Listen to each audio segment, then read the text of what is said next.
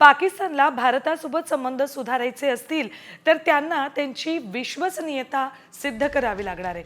पाकिस्ताननं काही दहशतवाद्यांचं प्रत्यार्पण करावं असा आग्रह भारत करू शकतो. त्याआधी हाफिज सईद, मसूद अझर, दाऊद इब्राहिमला भारताच्या ताब्यात देण्याची मागणी लवकरच पाकिस्तानकडे केली जाणार आहे.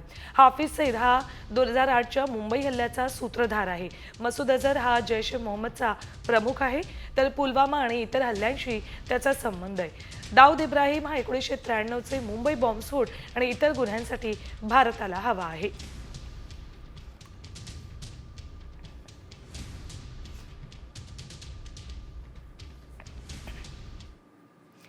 तर पाकिस्तानी पत्रकारानं मरकज-ए तय्यबाची परिस्थिती दाखवली. मुरिदकेच्या मरकजवर भारतानं हल्ला केला. इथेच पहलगाममधील दहशतवादी हल्ल्यामागील हाफिज सईद याच्या संरक्षणासह लष्कर-ए-तोयबा ही संघटना होती. याच ठिकाणी भारतानं हल्ला केला. हल्ल्यानंतर झालेली परिस्थिती पाकिस्तानी पत्रकारानं दाखवली आहे. ये जो बिल्डिंग है ये दरअसल एक मस्जिद है। इस मस्जिद के भी दो हिस्से हैं और मस्जिद का एक हिस्सा है ये मस्जिद का इंतज़ामी ब्लॉक है। 1987 में जब ये मरकज़ बना था तो इस मरकज़ का नाम था मरकज़-ए तैयबा। 1987 में जो इब्तदाई तौर पर यहाँ पे इमारतें बनी थीं उनमें से पहली इमारत ये मस्जिद थी मजमूई तौर पर, और फिर उसमें ये एडमन ब्लॉक है। एडमन ब्लॉक पे यके बाद दीगरे 6 और 7 मई की दरमियानी रात को 12:30 बजे जो अटैक हुआ था उससे यहाँ पर जो 2 मिसाइल थे यके बाद दीगरे आकर गिरे थे, और ये पूरे का पूरा हिस्सा आप देख रहे हैं कि अमली तौर पर मिस्मार हो चुका है। इसके इर्द गिर्द भी इमारतें हैं, लेकिन इसी इमारत को पहले निशाना बनाया गया। ये 2 मंजिला था और 2 मंजिला हिस्से का आप देख रहे हैं कि जो ऊपर वाली मंजिल थी वो मुकम्मल तौर पर बैठ गई है, उसके पिलर्स गिर गए हैं और वो छत भी आपको दिखाई दे रही है कि किस तरह एक कर्व की सूरत में झुकी हुई है। तर अगदी बारीक सारीक तपशिलांसह या मरकज-ए तय्यबाची भारतानं काय परिस्थिती केली हे पाकिस्तानी पत्रकारांना दाखवलंय. ब्राह्मोसनं पाकिस्तानला दिवसा तारे दाखवल्याची कबुलीच पाकिस्तानचा निवृत्त एअर मार्शलनं दिली आहे. निवृत्त एअर मार्शलनं नेमकं काय म्हटलंय आणि पाकिस्तानात ब्राह्मोसनं कसा विध्वंस घडवला त्यावरचा हा स्पेशल रिपोर्ट. भारत पाक संघर्षात ब्रह्मोस सरस.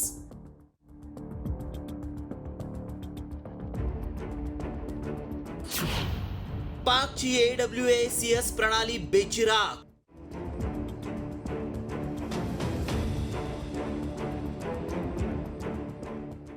मगर भारत में बनी ब्रह्मोस मिसाइल ने पाकिस्तान को रात के अंधेरे में दिन का उजाला दिखाई है. खुद्द भारताच्या संरक्षण मंत्र्यांनीच ब्रह्मोस मिसाईलनं पाकची कशी झोप उडवली हे जाहीरपणे सांगितलंय. पाकनं भारताविरोधात ड्रोन आणि क्षेपणास्त्रांचा वापर करत हल्ला केला आणि प्रत्युत्तरादाखल पाकिस्तानी हवाई तळांवर एका पाठोपाठ 15 ब्रह्मोस मिसाईल डागण्यात आले.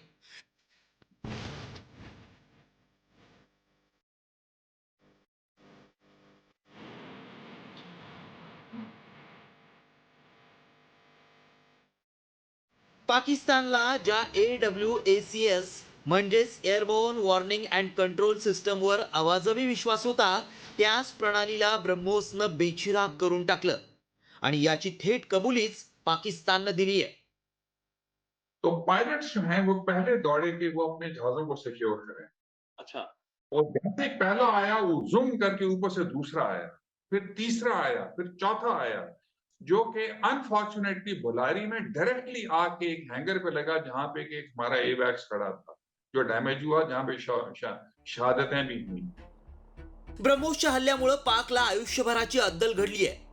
युनायटेड स्टेट्स मधील युद्धाभ्यासाचे तज्ज्ञ निवृत्त कर्नल जॉन स्पेन्सर यांनी ब्रह्मोस पाकिस्तानात कुठेही आणि कधीही मारा करण्यास सक्षम असून चीनी हवाई संरक्षण प्रणाली ब्रह्मोस पुढे टिकाव धरू शकत नसल्याचं सांगत ब्रह्मोसच्या ताकदीवर शिक्कामोर्तब केलंय. ब्रह्मोस क्षेपणास्त्राची मारक क्षमता 290 किलोमीटर इतकी आहे. भारत आणि रशियाच्या ब्रह्मोस एरोस्पेसनं ते विकसित केलंय. 200 ते 300 किलोची अण्वस्त्र वाहून नेण्यास ते सक्षम आहे. जमीन, समुद्र आणि हवेतून मारा करण्यासही सक्षम आहे. S-400 मिसाईल सिस्टमपेक्षा ते प्रगत आहे. पाककडील AWACS कंट्रोल सिस्टम चीन आणि स्वीडननं विकसित केली आहे. या चीनी शस्त्रास्त्रांचा भारताविरोधात वापर करून पाक आता चांगलाच तोंडघशी पडलाय. ब्युरो रिपोर्ट, साम टीव्ही न्यूज. तर भारताच्या ऑपरेशन सिंदूर आणि ब्राह्मोस मिसाईल हल्ल्यानंतर पाकिस्तान चांगलाच घाबरलाय. पाकिस्तानच्या रावळपिंडी शहरातल्या पाकिस्तान सैन्याचं मुख्यालय आता इस्लामाबादमध्ये हलवण्याचा निर्णय घेतलाय. या निर्णयामुळे पाकिस्तानला अरबो रुपये खर्च करावे लागणार आहेत. मात्र आधीच कंगाल असलेला पाकिस्तान हे सगळं कसं करणार आहे हा प्रश्नच आहे.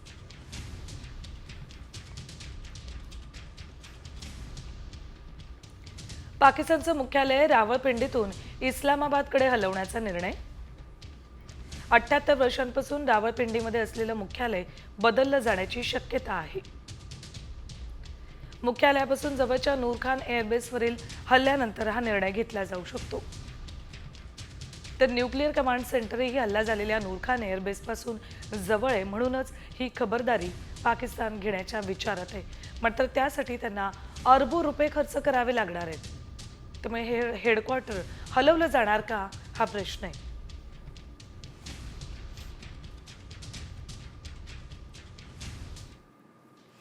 तर भारताविरोधात अण्वस्त्र हल्ल्याच्या बढाया मारणाऱ्या पाकिस्तानची खरी अवस्था मात्र कंगाल आहे. जवळपास 1.5 वर्षामध्ये सौदी अरबनं असे 5,000 पाकिस्तानी भिकारी त्यांच्या देशातून हाकलून लावलेत. त्यासोबत इतर देशांनीही आपापल्या देशातून पाकिस्तानी भिकाऱ्यांना परत पाठवायला सुरुवात केली आहे. पाकिस्तान सरकारचे गृहमंत्री मोहसिन नक्वी यांनी संसदेत डेटा सादर केलाय.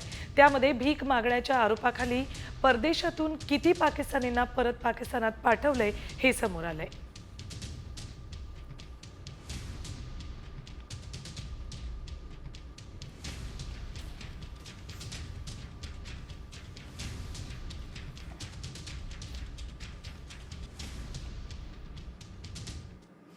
तर भारतीय सैन्याची ताकद आणखी वाढणार आहे. ऑपरेशन सिंदूरमुळे सरकार आपलं संरक्षण बजेट आणखी वाढवण्याचा विचार करते.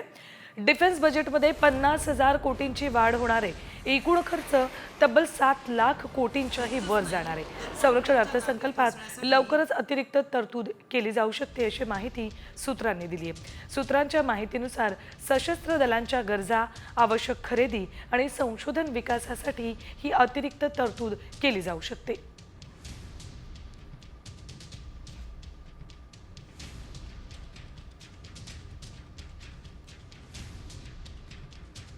भारताच्या डिफेन्स बजेटमध्ये 50,000 कोटींची वाढ होणार आहे.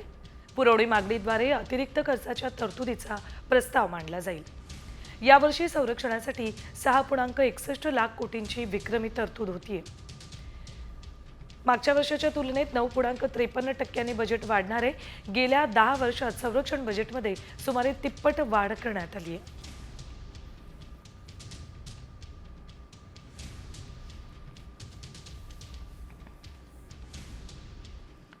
यानंतर बातम्या वॉर 20. जम्मू काश्मीरमध्ये सैन्य दलानं मोठं ऑपरेशन राबवलंय. विविध भागांमध्ये लपलेल्या 6 दहशतवाद्यांचा शोध घेऊन त्यांचा खात्मा केलाय. भारतीय लष्करानं 2 दिवसात 6 दहशतवादी ठार केलेत. काश्मीरच्या जंगलात मोठं सर्च ऑपरेशन राबवत ही विशेष कामगिरी केली आहे.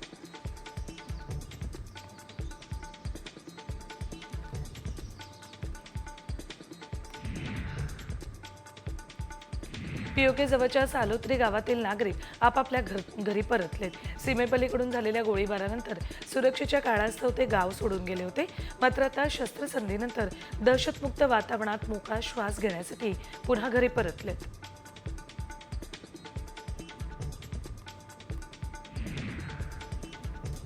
भारत आणि पाकिस्तानमधील तणावावरून रशियाचे परराष्ट्र मंत्री सर्गेई लाव्हरोव्ह यांनी पाश्चात्य देशांवर गंभीर आरोप केलेत.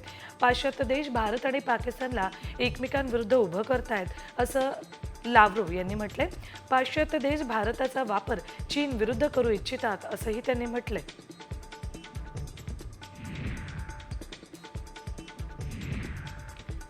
BEL आणि भारतीय लष्कराच्या हवाई संरक्षण विभागानं IDDIS काउंटर ड्रोन सिस्टीमसाठी करारावर स्वाक्षरी केली आहे. DRDO आणि BEL यांनी स्वदेशी पद्धतीनं विकसित केलेला हा प्रकल्प मेक इन इंडिया उपक्रमाला बळकटी देण्यासाठी एक मैलाचा दगड आहे. ऑपरेशन सिंदूरच्या धर्तीवर खबरदारी म्हणून सिंधुदुर्ग जिल्ह्यात 3 जूनपर्यंत कोणत्याही व्यक्तीला ड्रोन बंदी घालण्यात आली. याबाबतचे आदेश जिल्हाधिकारी अनिल पाटील यांनी दिलेत. ऑपरेशन सिंदूरच्या सैन्य दलाकडून विशेष खबरदारी घेण्यात येते.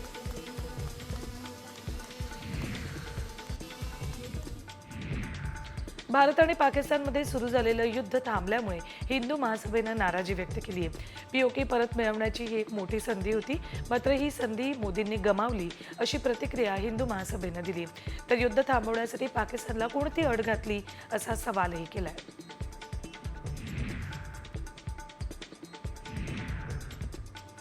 मध्य प्रदेश सरकारच्या मंत्र्यांची बेताल वक्तव्यांची मालिका सुरूच आहे. विजय शहांच्या नंतर आता उपमुख्यमंत्री जगदीश देवडांनी या देशाचं सैन्य पंतप्रधान मोदींच्या चरणी नतमस्तक झाल्याचं वादग्रस्त विधान केलंय. या प्रकरणी मोदींनी संबंधितांना पदावरून दूर करण्याची मागणी काँग्रेसनं केली.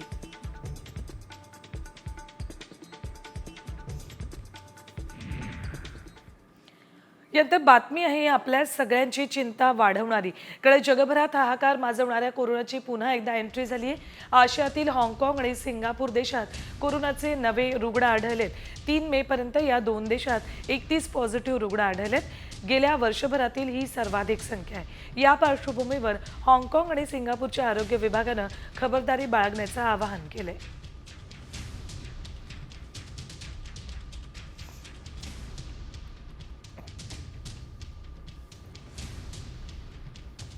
बघा, हाँगकाँग आणि सिंगापूरमध्ये कोरोनाचे पॉझिटिव्ह रुग्ण आढळायला सुरुवात झालेली आहे. मे महिन्यातला आकडा आहे. कोविड-19ची लाट पुन्हा पसरण्याची भीती त्यामुळे आरोग्य विभागाला वाटते. हाँगकाँगमध्ये कोरोना व्हायरसचा प्रकोप सर्वाधिक दिसतोय. 3 मेपर्यंत 31 कोरोना रुग्णांची नोंद या ठिकाणी झाली आहे. त्यामुळे आरोग्य विभाग खबरदारीचं आवाहन हाँगकाँगच्या नागरिकांना करतोय.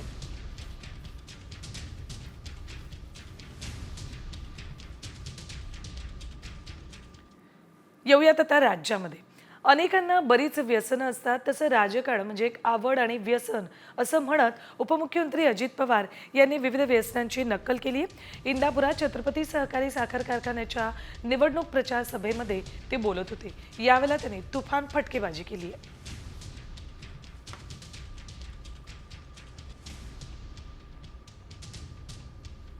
कसं असतं, काही काहींना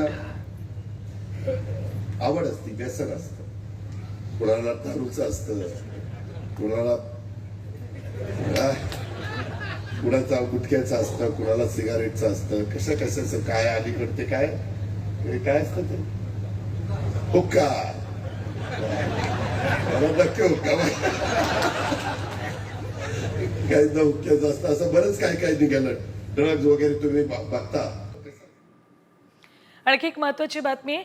संस्कृत पंडित जगद्गुरू रामभद्राचार्यजी यांना 58व्या ज्ञानपीठ पुरस्कारानं सन्मानित करण्यात आले. राष्ट्रपती द्रौपदी मुर्मू यांच्या हस्ते त्यांना गौरवण्यात आले. आपल्या भाषणात राष्ट्रपतींनी स्वामी रामभद्राचार्य यांच्या बहुविध योगदानाचं कौतुक केलंय.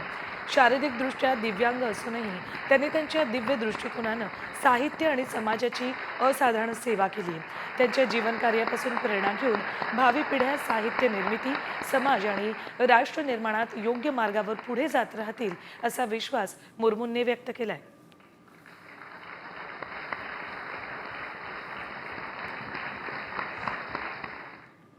पुन्हा बातमी आहे राज्यातून. बातमी पावसाबाबतची. राज्यात काही जिल्ह्यांमध्ये पूर्व मोसमी पावसाचा दणका सुरूच आहे. आज राज्यात वादळी पावसाची शक्यता आहे. येलो अलर्ट देण्यात आलाय. विदर्भातील वर्धा, यवतमाळ, चंद्रपूर या जिल्ह्यांमध्ये वादळी वाऱ्यासह जोरदार पावसाची शक्यता वर्तवली आहे. त्यामुळे ऑरेंज अलर्ट देण्यात आलाय. पावसाच्या हजेरीनं तापमानात चढ उतार सुरू आहे.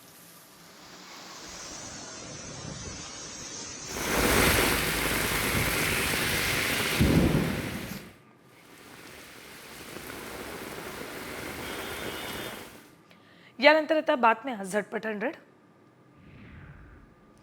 अहिल्यानगर जिल्ह्याला अवकाळी पावसानं झोडपले. राहाता, राहुरी, श्रीरामपूर या तालुक्यांसह सर्वदूर पावसानं हजेरी लावली. विजेच्या कडकडाटासह जोरदार पावसानं रस्ते जलमय झाले. तसंच अवकाळी पावसामुळे जनजीवन विस्कळीत झालं. धुळे जिल्ह्यातील साक्री तालुक्यात अवकाळी पावसानं झोडपलंय. शेतकऱ्यांनी शेतात काढून ठेवलेला कांदा पूर्णतः भिजलाय, त्यामुळे कांदा सडलाय. यामुळे शेतकऱ्यांचं मोठं नुकसान झालंय. नुकसानीचे पंचनामे करून भरपाईची मागणी शेतकऱ्यांनी केली.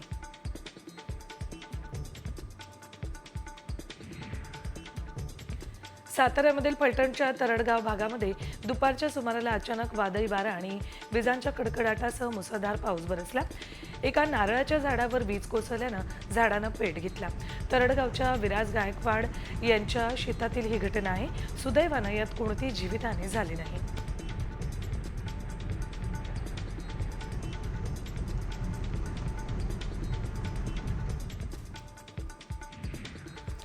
सांगलीतल्या फुलांच्या बाजारपेठेत मोगऱ्याचा दर सध्या गगनाला भिडलाय. वाढत्या उष्णतेमुळे यंदा मोगऱ्यासह इतर फुलांची आवक मोठ्या प्रमाणात घटली, त्यामुळे मोगऱ्याच्या दरात विक्रमी वाढ झाली आहे. 250 रुपये बंडल असणाऱ्या मोगऱ्याचा दर थेट 450 वर गेलाय.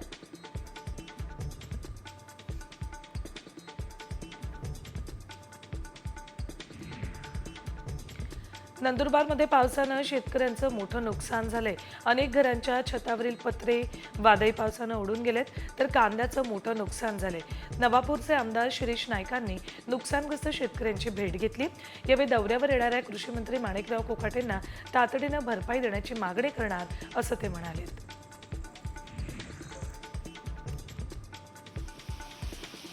जळगावमध्ये अवकाळी पावसाच्या सरी सुरू झाल्यात. शहरात ढगाळ वातावरण असल्यामुळे तापमानात घट झाली.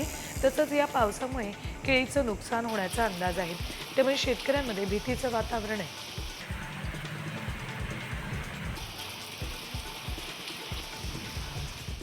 उल्हासनगर अंबरनाथमध्ये अवकाळी पाऊस सुरू झालाय. अचानक आलेल्या पावसानं नागरिकांची तारांबळ उडाली. रस्ते जलमय झाले होते.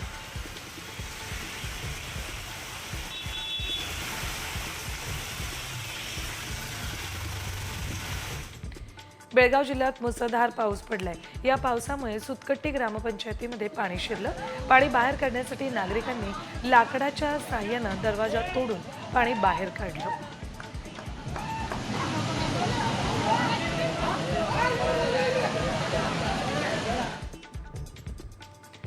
किल्ले रायगडावर साजऱ्या होणाऱ्या शिवराज्याभिषेक सोहळ्यासाठी मंत्री भरत गोगावलेने आढावा बैठक घेतली.